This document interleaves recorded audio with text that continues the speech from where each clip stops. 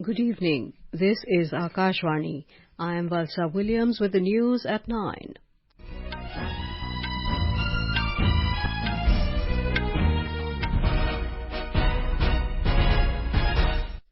The headlines.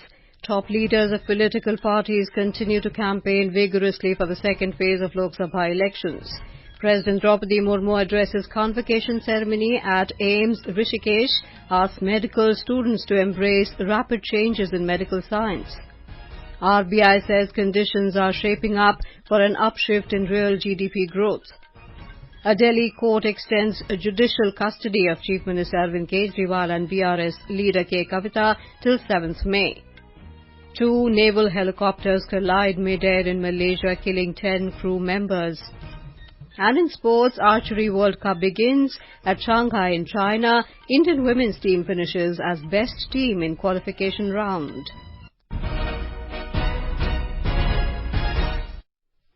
Campaigning for the second phase of Lok Sabha polls is in full swing. It will conclude tomorrow. Leaders of various political parties are holding multiple rallies across the country to woo the voters. Polling for this phase will take place in 89 constituencies of 13 states and union territories on Friday. Prime Minister and senior BJP leader Narendra Modi addressed a public meeting in Janjgir, Champa Lok Sabha constituency of Chhattisgarh.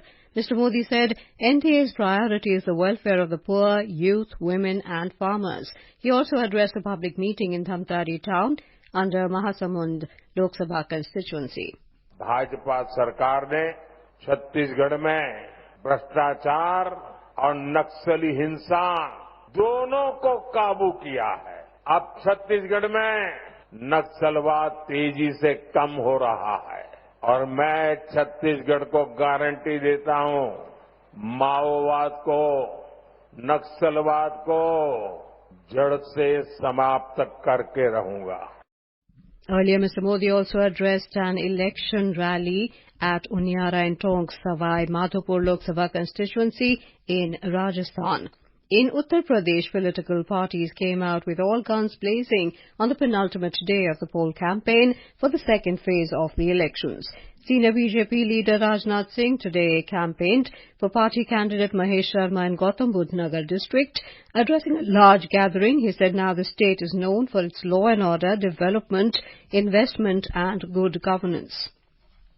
Another senior BJP leader and Chief Minister of Uttar Pradesh, Yogi Adityanath, held a roadshow for party candidate Arun Govil in Meerut. He addressed rallies in Amroha and Baghpat districts of western Uttar Pradesh earlier in the day. Samajwadi Party Chief Akhilesh Yadav held a rally in Aligarh district for the SP Congress Alliance candidates Vijendra Singh from Aligarh and Jasveer Valmiki from Hathras. Bahujan Samaj Party Chief Mayawati also addressed a rally in Meerut district in support of party candidate Devbrat Tyagi. In Madhya Pradesh, BJP National President JP Nadda addressed many election meetings. Addressing the gathering in Rewa, he said, for a developed India, we need a stable, strong and decisive government. In Karnataka, Congress General Secretary Priyanka Gandhi Vadra held a public rally in Chitradurga. Speaking on the occasion, the Congress National General Secretary raised the issue of unemployment and price rise. आज हमारे देश में सबसे ज्यादा बेरोजगारी है 45 सालों से. पेट्रोल 100 पार हो गया है, डीजल 90 पार, सोना 73,000 रुपए पार, चांदी 90,000 रुपए पार. हर चीज का दाम बढ़ रहा है. एमएसपी नहीं मिलता, जीएसटी हर सामान पर है. The Congress General Secretary also charged that the central government is not releasing funds to the states ruled by the opposition parties. On the other hand, the BJP Karnataka President B.Y. Vijendra has criticized the Congress-led state government in Karnataka for its failure to safeguard women. In Kerala, Congress President Mallikarjun Kharge addressed a public meeting in Wayanad this evening. Addressing the gathering, Mr. Kharge said the Congress manifesto is for the poor, youth, farmers and women. Earlier, addressing a public meeting at Chenganur, Mr. Kharge said Congress will undertake a nationwide caste-based census, not to divide the society but to know more about people's lives, education and income. In West Bengal, senior BJP leader Amit Shah held a public meeting in Raiganj parliamentary constituency. Earlier, he joined a roadshow in Malda town in support of the party's Dakshin Malda candidate. In Manipur, the polling teams for far-flung areas started their journey to designated polling stations for the upcoming second phase of Lok Sabha elections. Remaining teams for polling stations of 2 assembly segments under Fairzal district will be dispatched by road tomorrow. A total of 1,351 candidates are in the fray for 95 parliamentary constituencies from 12 states and union territories in the third phase of the Lok Sabha elections. This includes 8 contesting candidates for the adjourned poll in 29 Betul ST parliamentary constituency of Madhya Pradesh. Additionally, 1 candidate from Surat parliamentary constituency in Gujarat has been elected unopposed. The Commission added that a total of 2,963 nominations were filed for 95 parliamentary constituencies, including Betul Lok Sabha seat across 12 states and UTs, going for polls in the third phase. After the scrutiny of all nominations filed, 1,563 nominations were found valid. The polling will be held on the 7th of May for this phase. In Jammu and Kashmir, the fate of 22 candidates will be decided by over 17.81 lakh voters of Jammu Samba Riyasi Lok Sabha seat in the second phase of general elections to be held on Friday. A report. Jammu Lok Sabha constituency is a political powerhouse renowned for its significant influence in Indian politics. As for the 2024 candidate list in Jammu Lok Sabha constituency, Jugal Kishore Sharma from BJP and Raman Balla from Congress are the prominent candidates. The 5 Jammu parliamentary constituency is spread over 3 districts including Jammu, Samba and Riyasi with a total number of 17,81,545 voters, out of which 9,21,462 are males, 8,60,055 are female and 28 transgenders. The constituency has 2,416 polling stations and 18 assembly segments. The Jammu Lok Sabha constituency is one of the 88 segments across the country going to the poll in the second phase. In 2014 and 2019, BJP won the Jammu parliamentary constituency. The sitting Member of Parliament Jugal Kishore Sharma emerged victorious. This is N. Gulshan Rana for Akashvani News from Jammu. This is Akashvani giving you the news. For quick news updates round the clock, follow us on our Twitter handle at AIR News Alerts.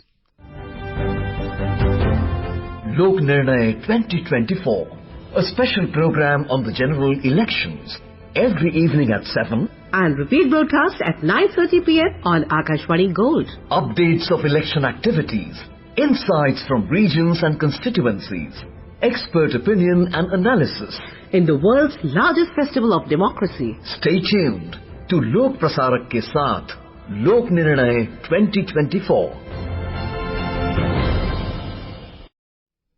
Welcome back. You're listening to the news at 9. On to other news. President Draupadi Murmu has praised AIIMS for its top-tier medical education and service provision. The President was addressing the 4th convocation ceremony held at AIIMS Rishikesh today. President Murmu said, providing world-class education and service in medicine is the national achievement of the All India Institute of Medical Sciences. The President emphasized the ongoing rapid changes in medical science and urged students to embrace these changes, advocating for a commitment to lifelong learning. चिकित्सा विज्ञान के क्षेत्र में बहुत तेज गति से परिवर्तन हो रही है। परिवर्तन की ये गति बढ़ती ही रहती है। इसीलिए आप सब हमेशा कुछ नए सीखने और कुछ नया करने का उत्साह बनाए रखें। मैं आशा करती हूँ कि कंटिन्यूअस लर्निंग और एक्सपीरियंस के बल पर आप सब अत्यंत सक्षम डॉक्टर के रूप में निरंतर सम्मान प्राप्त करेंगे तथा कोरोना और पूर्वावर के बल पर लोगों के हृदय में अपना विशेष स्थान बनाएंगे।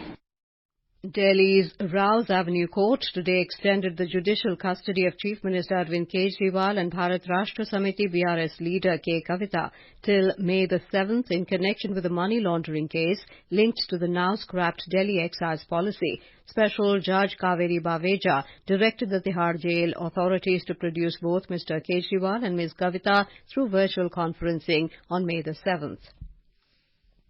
The Reserve Bank of India's April bulletin has said that conditions are shaping up for an extension of a trend upshift in real GDP growth backed by strong investment demand and upbeat business and consumer sentiments. The article, titled State of the Economy, said that CPI inflation settled at 4.9% in March after averaging 5.1% in the preceding 2 months. The article, however, warns that extreme weather events may pose a risk to inflation, along with prolonged geopolitical tensions that could keep crude oil prices volatile. External Affairs Minister Dr. S. Jaishankar today said India truly believes that a strong and unified association of Southeast Asian nations, ASEAN, can play a constructive role in the emerging regional architecture of the Indo-Pacific. Speaking at the first ASEAN Future Forum virtually, Dr. Jaishankar said the synergy between India's Indo-Pacific Oceans Initiative and the ASEAN Outlook on Indo-Pacific provides a strong framework of cooperation addressing challenges to comprehensive security.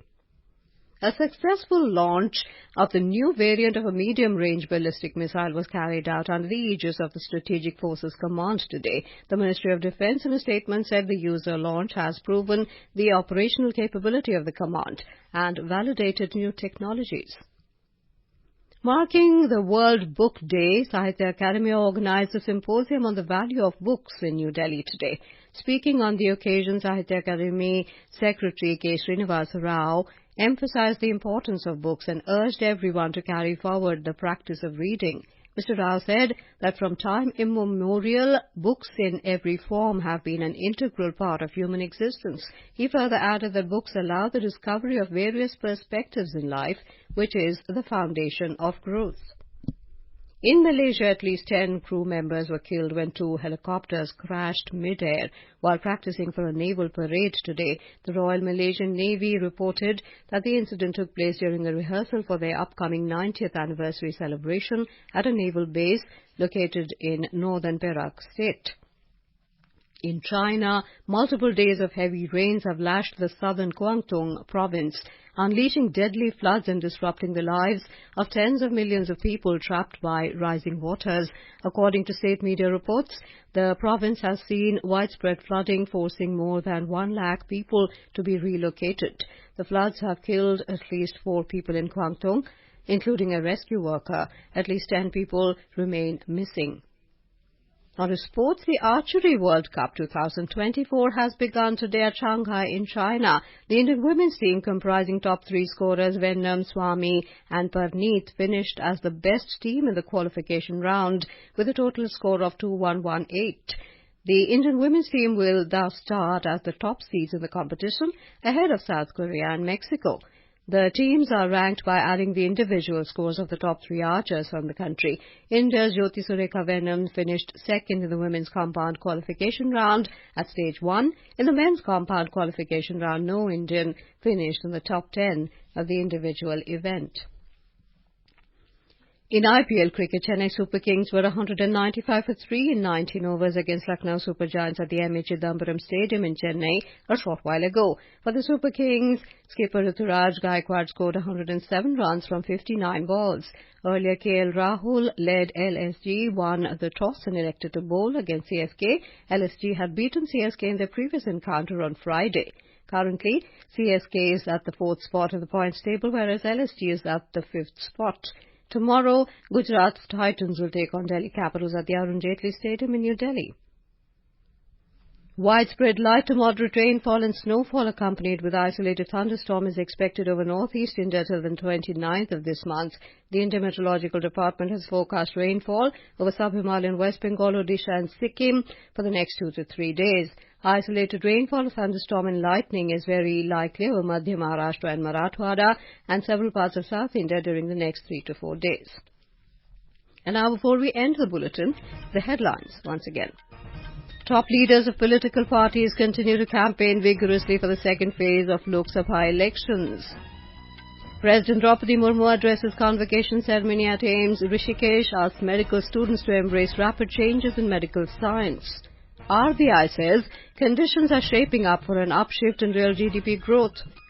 A Delhi court extends judicial custody of Chief Minister Arvind Kejriwal and BRS leader K Kavitha till 7th May. 2 naval helicopters collide mid-air in Malaysia, killing 10 crew members. And in sports, Archery World Cup begins at Shanghai in China. Indian women's team finishes as best team in qualification round. That is all in the news at 9. Good night.